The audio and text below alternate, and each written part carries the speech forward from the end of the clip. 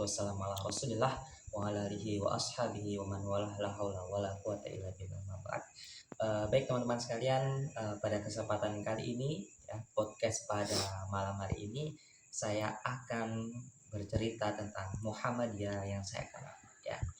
Jadi teman-teman sekalian, Muhammadiyah yang dulu saya kenal itu hanya sekedar sebuah organisasi ya, kayak lembaga sekolah, kemudian kayak lembaga amal dan lain sebagainya ya, tanpa mengetahui latar belakang mengapa Muhammadiyah itu bisa berdiri.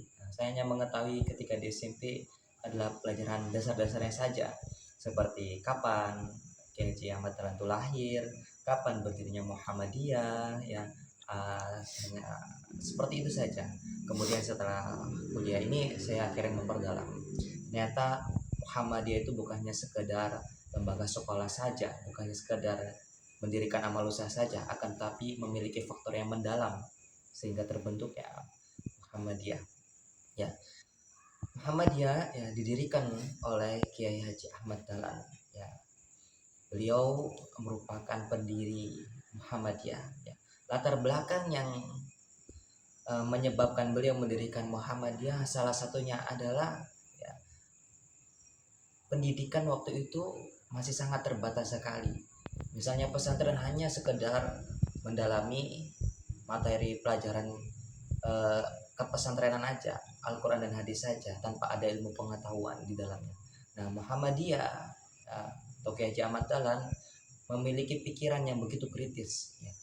Jadi Islam bukan hanya sekedar mengajarkan seperti baca Al-Quran dan lain sebagainya saja, akan tetapi juga harus memiliki pendidikan umum sehingga Muhammadiyah bisa memiliki berkemajuan seperti itu.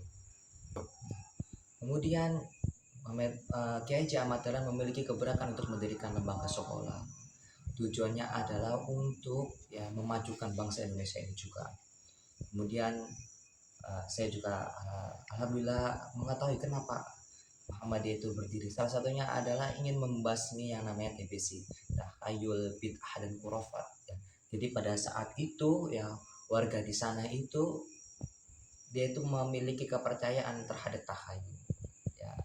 Kalau dalam hal ibadah dia suka melebihkan kayak misalnya bid'ah dan khurafat.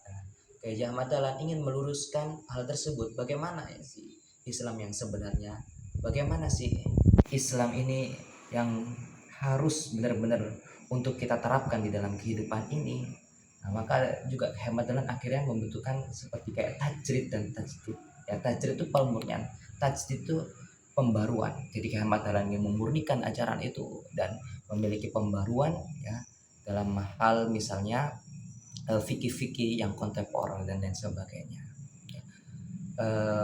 Jadi teman-teman sekalian, itu ya kurang lebih faktor dari alasan berdirinya Kiai Haji Ahmad Dahlan mendirikan Muhammadiyah. 3,5.